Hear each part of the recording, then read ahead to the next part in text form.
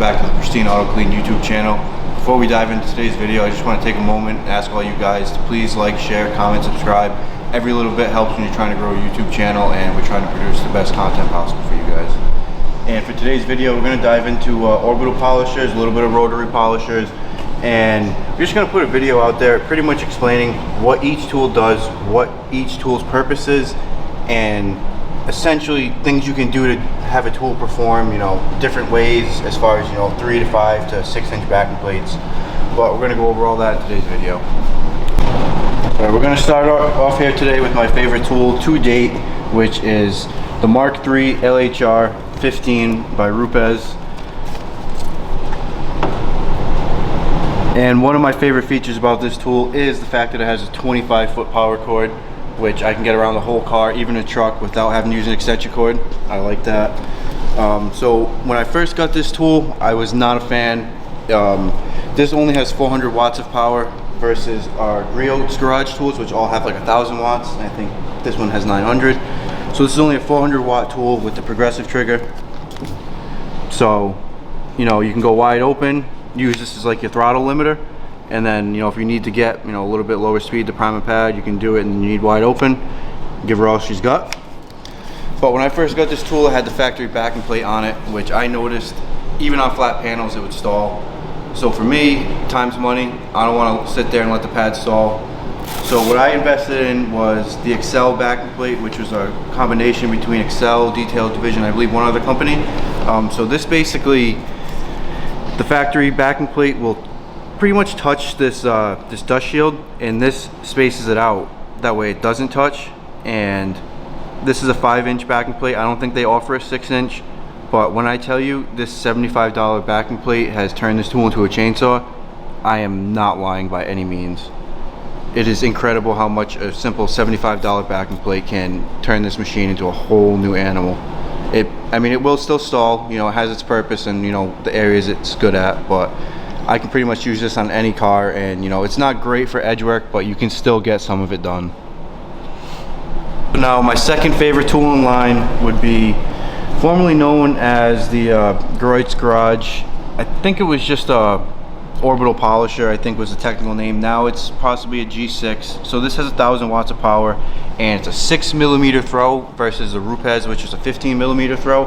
And by throw, all we're saying is typically like a rotary will just spin like this. A random orbital will spin clockwise, and then it will also throw an orbit. This is only 6mm, so it's very tight, very good for round areas, very good for edge work.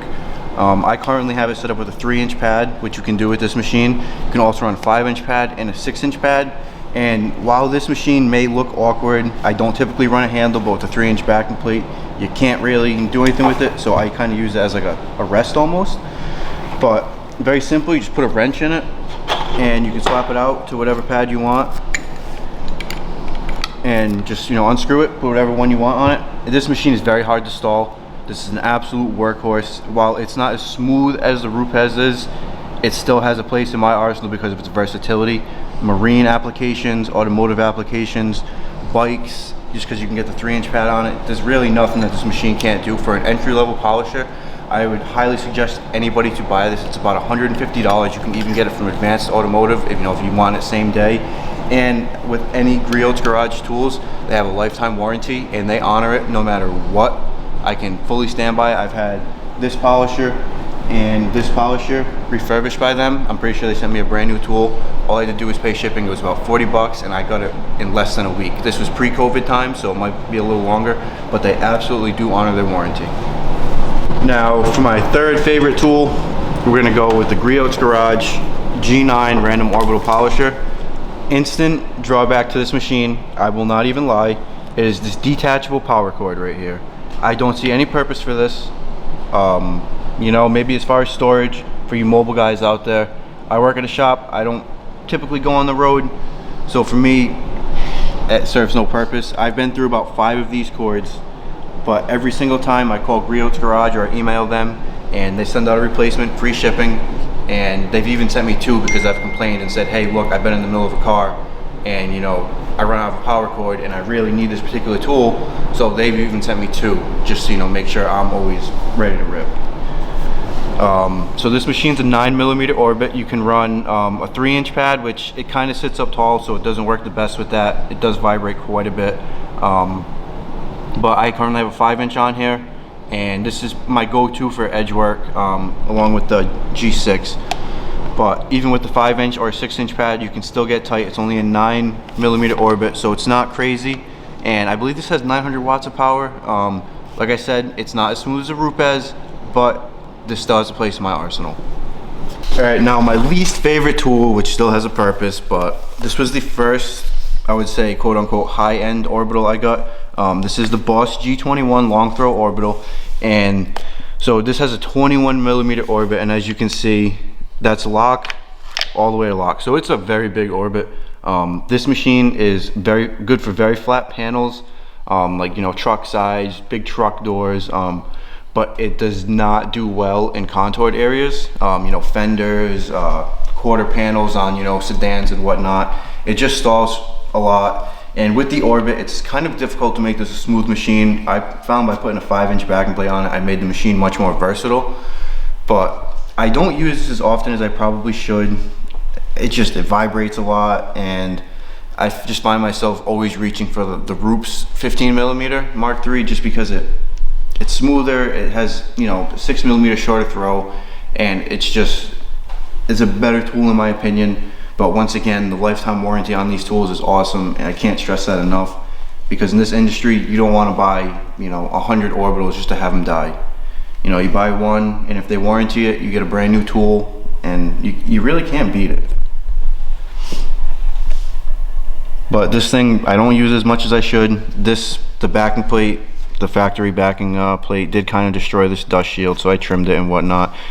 Griots Garage does give you the option to run the washer mod.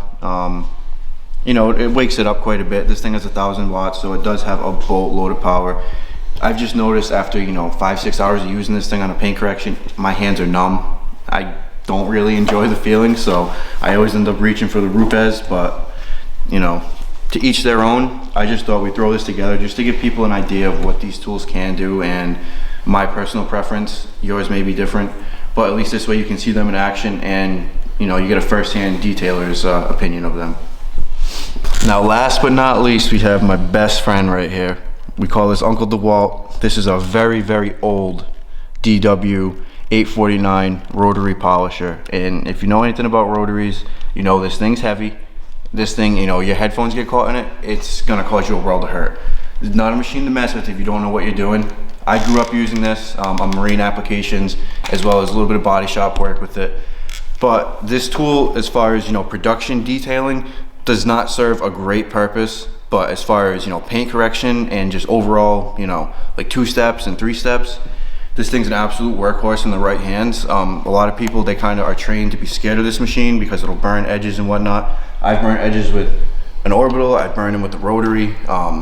You know, I'm not saying that, but it does happen, you know. But this has a little 5-inch backing plate on it. I usually run a Lake Country pre-washed low lint wool pad on it. But you can also get a quick connect to run the 9-inch wool pads, which most people are used to seeing. These are great for marine applications for hammering down after you sand gel coat or anything.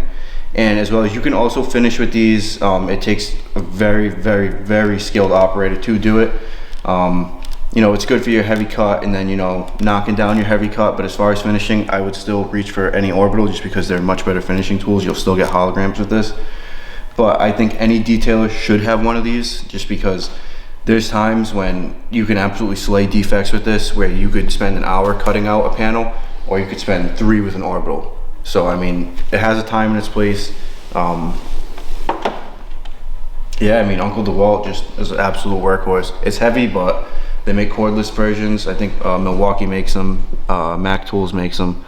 But I'm a big fan of just, you know, plugging it into an extension cord. I'll run 100 feet if I have to. But this thing's heavy. I can't stress that enough compared to any of the modern day tools. But they don't make them like they used to. They really don't. This thing, I've had this thing since I was 12 years old. I'm 28 now. And this thing has seen, I mean, loads of abuse, as you can see, but hey, she still works beautifully. Guys, I'm gonna try to give you a quick, brief demonstration of each of these tools in action. I'm gonna start off with Uncle DeWalt just because it's gonna be the most aggressive. and this thing just came out of the paint shop, so I want to make sure, you know, I don't do any damage just in this demonstration. But typical, you know, prime your pad. And this is gonna be quick, so don't judge what I'm doing. So set our speed all the way down.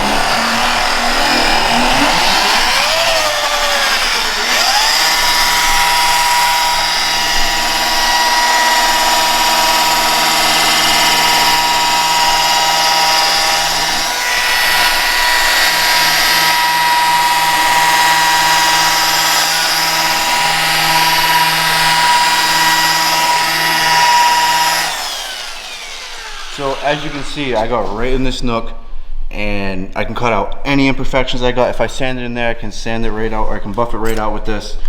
Like I said, quick demonstration, but as you can see, it doesn't stall. That was on the lowest speed, and this thing was up to 3,000 RPM, so you gotta be careful.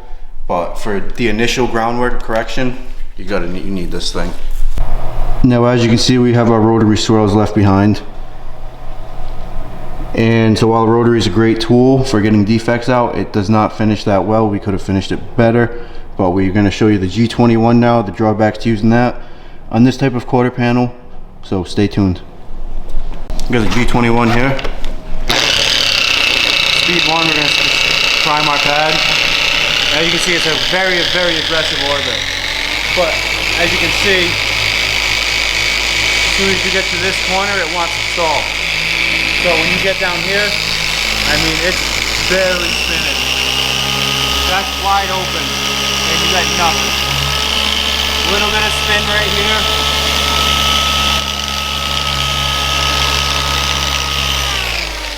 So as you can see, with the crazy 21mm orbit on this, which is almost an inch of throw, it does not thrive in these contours. Now you can, with enough finesse and everything, you can get it to actually cut out defects. For me, I'll reach for a different tool. For this particular application, I'm gonna grab the G9 and show you guys just how much better it does. Now for anybody who thinks I'm knocking the G21, I am not. You know, when you do get to a flat panel, you can see how much it really excels, and with a 6-inch backing plate, you can really cover some ground.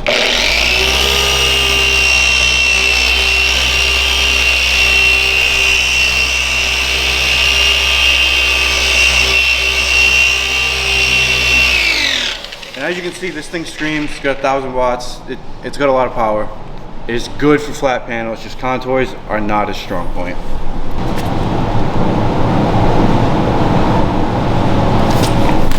Got the G9 here. And we're gonna show you guys how much better it does in these contours. While it's not the, you know, absolute best tool for the job, we're gonna show you how much better it does do.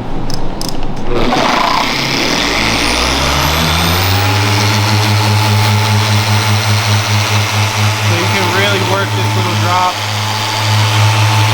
so you can get it to keep spinning, and as you can see, it's actually spinning on this contour, so you can cut out your rotary marks and whatnot. And while it does still take some finesse, it can be done.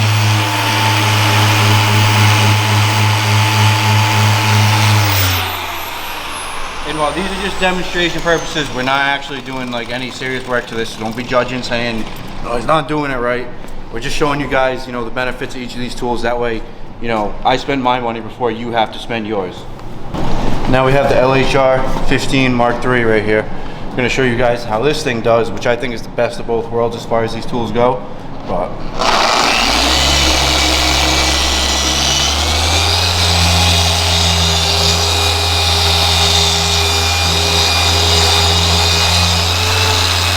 and as you can see, it'll still stream in these contours. A little bit more finesse, but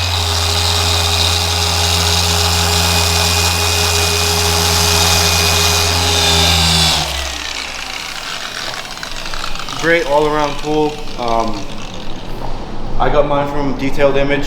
I get a decent discount for buying so much stuff. Very good tool. I would not buy it without this backing plate, so you're probably in it for about 500 bucks with this tool. But if you're going to start out being a professional and you're going to be doing this day in and day out, I mean, I think this is the best bang for your buck. I've only had it for about 4 months, so I don't know as far as longevity, but I use it every single day and it hasn't skipped a beat yet. Now we have our G6 right here, whatever you want to call it, Griots Random Orbital. But we're going to show you how good this thing does in the contours. This is speed 1, which is probably all the G21 had on speed 6. Let's ramp it up. That's speed 4, and as you can see, this thing rips on these little contours. You know, you can just kind of hit whatever you want. Even this little one, really good for these tight little intricate areas. Great for edge work.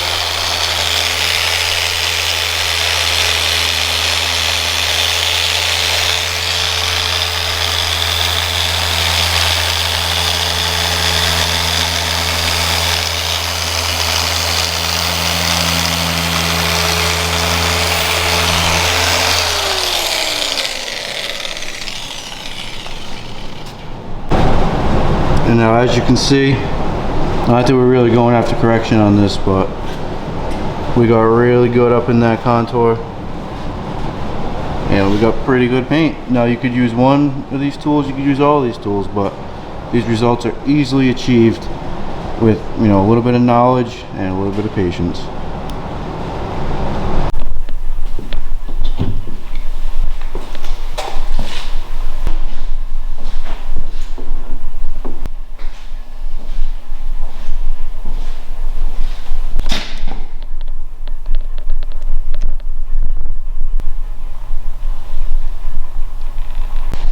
Alright guys, I hope you enjoyed our brief little polisher overview. Now, each of these has a place in my day-to-day routine. If you have any questions about what each tool does, how much they cost, which one I would personally recommend to start out, feel free, drop a comment and we'll get back to you. As always, please like, comment, share, subscribe, and stay tuned, and we'll be back for more content.